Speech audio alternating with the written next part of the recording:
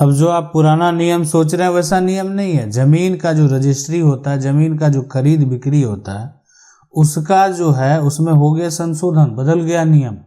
अगर आप भी कहीं पर कोई भी जमीन अगर खरीदना चाहते हैं या जमीन को, या दो काम कर सकते हैं। जमीन आप क्या करेंगे, आपको खरीदना है, दूसरा जमीन आपको बेचना है ना।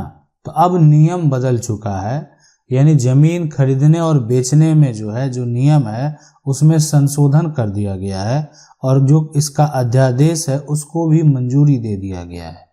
यानी एक सबसे बड़ा आप समझ सकते हैं ये जो बदलाव है।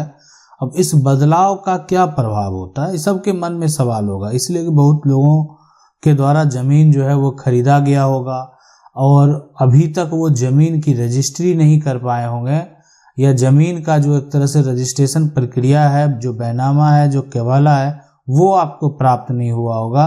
तो आखिर अब जो नया नियम लागू हो गया है, अब क्या होने वाला नए नियम के तहत, क्यों ऐसा किया गया, ये भी जानना बेहद जरूरी है।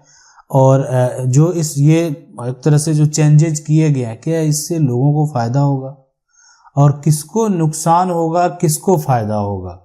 तो देखें, सबसे पहले इसको ये जान लें यहाँ पर क्या कि ये जो मंजूरी दिया गया है इसमें एक साफ साफ यहाँ पर जो कहा गया है कि खून का जो रिश्ता है, मतलब अगर खून का रिश्ता है, खून का रिश्ता को छोड़कर, है ना, रिश्ता को छोड़कर जो है बाकी पर ये लग गया रोक।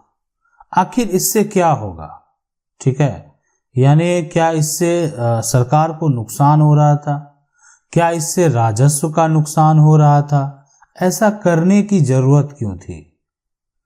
अब देखें बदलाव क्या किया गया है। बदलाव ये किया गया है कि ये जो जमीन है, इस जमीन का जो मालिक है, इसका नाम जो है सोनू है। अब सोनू का ये जमीन है, सोनू कौन है, आप कह सकते हैं ये जमीन मालिक है, ठीक है। अब जो है ये सोनू ने क्या किया कि जमीन मालिक जिसके नाम से सारा ये प्रॉपर्टी है, जिसके नाम से सभी दस्तावेज हैं, अब इसमें एक डॉक्यूमेंट जो है सोनू ने एक व्यक्ति को तैयार कर दिया, ठीक है, उसका नाम है मोहित।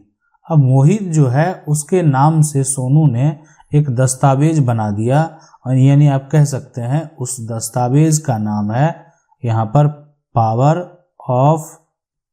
ऑफ अटर्नी, ठीक है, ये दस्तावेज बना दिया गया। अब क्या हुआ कि अब मोहित जो है सोनी की यहाँ पर सोनू की संपत्ति को बेचने का अधिकार प्राप्त कर लिया मोहित। यानी मोहित अब जो है इस जमीन को बेच सकता है। ये जो अब जमीन आप देख रहे हैं इसको अब मोहित बेच सकता है। क्यों बेच सकता है कि सोनू ने उसको पावर ऑफ अटर्नी का राइट दे दिया, यानी आप उनको पावर दे दिया गया, सोनू का पावर मोहित के पास चला गया, ठीक है। यानी मोहित को पावर है वो फैसला लेने का जो सोनू ले सकता था, यानी सोनू इस जमीन की रजिस्ट्री कर सकता था। यहाँ पर जो है ऐसा नहीं है कि अभी नहीं कर सकता, बिल्कुल कर सकता है, लेकिन अपना वो पावर जो है वो मोहित को भी दे दिया है, यानी मोहित भी इस जमीन की रजिस्ट्री जो है वो कर सकता है। तो अब यहाँ पर सबसे बड़ा सवाल ये हुआ कि इसमें जो है ये प्रक्रिया को अब खत्म कर दिया गया, खत्म यहाँ पर जो है कर दिया गया है, यानी कह सकते हैं इसका अब जो है खेल खत्म हो चुका है, ठीक है। यानी अब जो है जो ये संशोधन है उसमें राज्यपाल का भी मंजूरी दे दिया गया है। अब ये मामला जो है, ये संशोधन जो हुआ है ये उत्तर प्रदेश का है, और वहाँ का जो राज्यपाल हैं आनंदीबेन यहाँ पर बेन पटेल, उनके द्वारा जो है भारतीय स्टाम्प अध्यादेश को जो है मंजूरी यहाँ पर दे दिया गया है। तो यानी अब जो है ये जो समस्या आप देख रहे थे, इस समस्या से जो समस्या का आप कह सकते हैं ये समस्या नहीं था, एक बड़ा खेल था। और ये अगर ऐसा होता होगा कहीं, अगर मान लेते धोखे होते होंगे, अगर कहीं लोग फ्रॉड करते होंगे, तो अब ये खेल जो है वो खत्म हो गया, और हो सकता है इससे सरकार को भी राजस्व का नुकसान जो है वो हो रहा होगा। तो सरकार को अगर राजस्व का नुकसान होगा तो सरकार कुछ ना कुछ जो प्रक्रिया में तो जरूर जाएगी। यानी अगर ऐसा हो रहा है कि अब कोई पावर दे दिया उसको, और उसके बाद जो है कह सकते हैं कि जमीन को अपने अंडर ले लिया, ये भी हो सकता है। अब राइट दे दिया, किसी के नाम राइट चला गया तो वो अब अपने अंडर जमीन ले लिया और जमीन को अपने हिसाब से कब्जा भी कर लिया। लेकिन मैं देखें एक चीज बता दूं, सबसे पहले इस हाल का ही सुप्रीम कोर्ट का ही फैसला है कि सिर्फ पावर ऑफ अटर्नी के आधार पर ये जो है ना, आप ये कह सकते हैं कि हम प्रॉपर्टी के मालिक हैं, तो सिर्फ पावर ऑफ अटर्नी से आप संपत्ति के मालिक नहीं बन सकते हैं। यानी ये जो दस्तावेज है, इस दस्तावेज से ये साबित नहीं होता कि आप प्रॉपर्टी के मालिक हैं, और ना ही आपकी प्रॉपर्टी की ये प्रॉपर डॉक्यूमेंट है, दस्तावेज है। तो इसलिए इसको समझना बेहद जरूरी है कि अगर ये डॉक्यूमेंट हम दिखाएंगे, और तो ये डॉक्यूमेंट का मतलब ये जो है, इससे ये जाहिर नहीं होता है कि प्रॉपर्टी का टाइटल जो है वो आपके पास है। आपको एक अधिकार दिया गया है, लेकिन इसका मतलब ये नहीं कि प्रॉपर्टी का टाइटल आपके पास चला आया है। इसलिए इस नियम को समझ लें। और सबसे बड़ी बात, अब ऐसा जो है यहाँ पर जो बात करें, ये कहीं लाखों पावर जो अटर्नी है उसके बारे में पता चला, पकड़ में आई। अब यहाँ पर जो है किसानों के साथ जो है कह सकते हैं कि धोखा किया गया।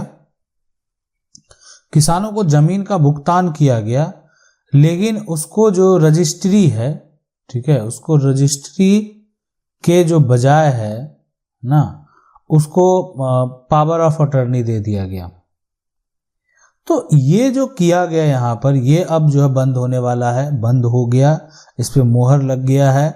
तो अब ऐसा नहीं होने वाला है। अब आपको टैक्स जो भी सरकार के द्वारा तय किए जाएंगे वो टैक्स भरना पड़ेगा। देखें, ये जो होता है एक्चुअल में आखिर क्या किया जाता होगा, ये स्टाम्प शुल्क को और सरकार के द्वारा जो एक तरह से तय कीमत है उस टैक्स को, मान लेते हैं वो हो सकता है 5% हो, वो हो सकता है 7% हो, कहीं 10% है, कहीं 4% है। तो ये जो आपका एक तरह से जो आप सब प्रॉपर्टी को खरीदते हैं, तो उसमें जो सरकार का जो रेवेन्यू है, सरकार का जो टैक्स है, उसको बचाने के लिए आप समझ सकते हैं कि अगर मान लेते हैं 1 लाख की अगर प्रॉपर्टी आपने खरीदी है, तो अगर 7% टैक्स है, 7,000 आपको गवर्नमेंट को भी देने होंगे। और अगर मान लेते हैं कोई, अगर आप समझ सकते हैं 10 लाख की अगर खरीदता है तो उसको जो है 70,000 के आसपास जो है देने पड़ेंगे।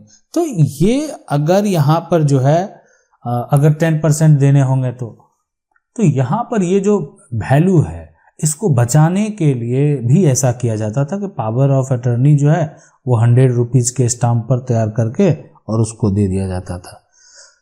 तो यहाँ पर जो है आप समझ लें कि ये खेल अब जो है यानी खत्म हो गया है। अब ऐसा नहीं होने वाला है, और ऐसा अगर कोई करेगा तो वो अब गलत है। और सुप्रीम कोर्ट के द्वारा भी यहाँ पर एक जजमेंट, हाल का ही जजमेंट है, और उसमें कहा गया है कि सिर्फ पावर ऑफ अटर्नी के आधार पर आप प्रॉपर्टी किसी के भी प्रॉपर्टी पर मालिक होने का दावा नहीं कर सकते हैं। आशा करते हैं वीडियो अच्छा लगा होगा। वीडियो को लाइक जरूर कर दें। चैनल को पहली बार देख रहे हैं, सब्सक्राइब करके जो बेल आइकन है उसको जरूर दबा लें। मिलते हैं अगले वीडियो में, तब तक के लिए जय हिंद।